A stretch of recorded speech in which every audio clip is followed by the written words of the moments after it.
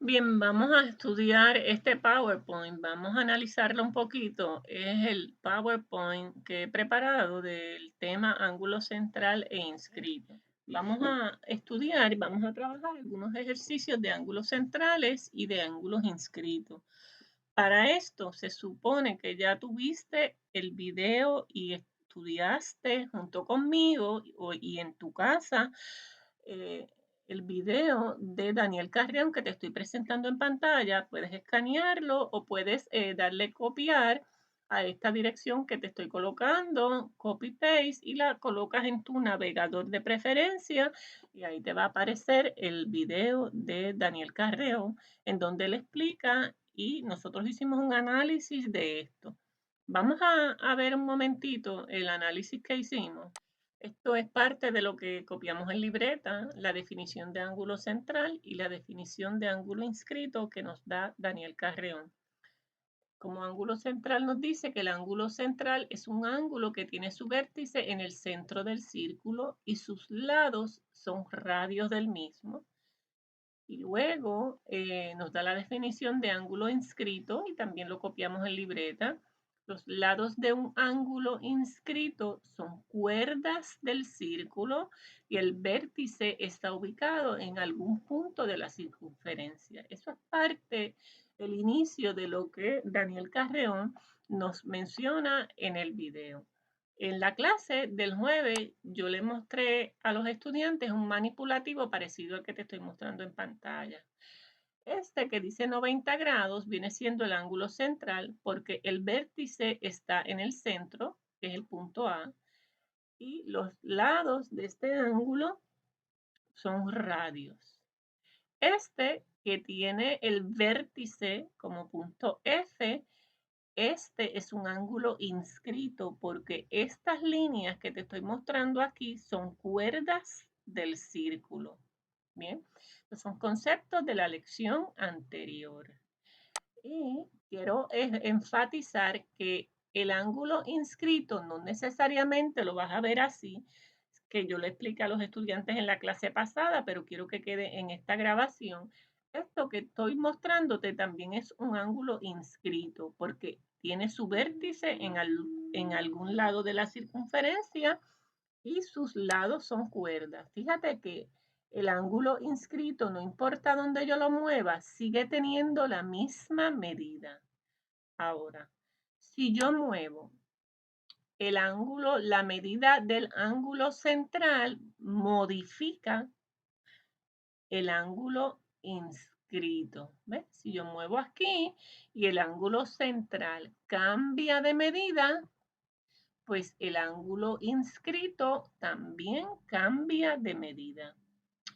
Si te fijas, aquí el ángulo central mide 61 y el ángulo inscrito mide 30.5 grados, o sea, mide la mitad.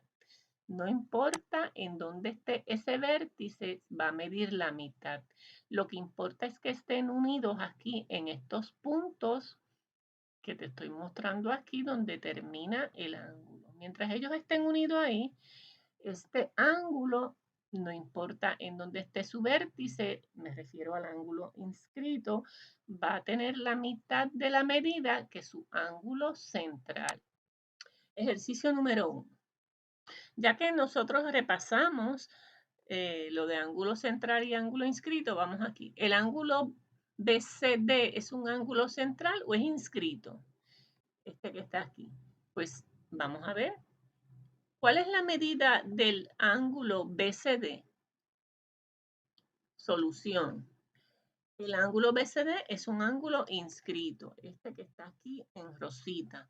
¿Por qué? Porque tiene su vértice en algún lado de la circunferencia.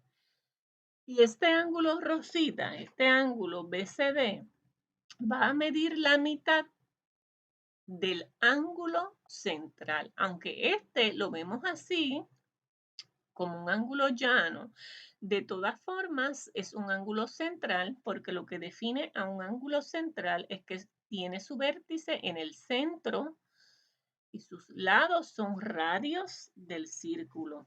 Si este ángulo central mide 180, pues el ángulo inscrito correspondiente tendrá la mitad de la medida, que son 90 grados. El siguiente ejemplo. En la siguiente figura determine el valor de alfa. Bien, vamos a ver. Aquí nos están pidiendo la medida de este ángulo que te estoy mostrando con el cursor, el que está aquí en verde. Nos dan la medida del ángulo inscrito.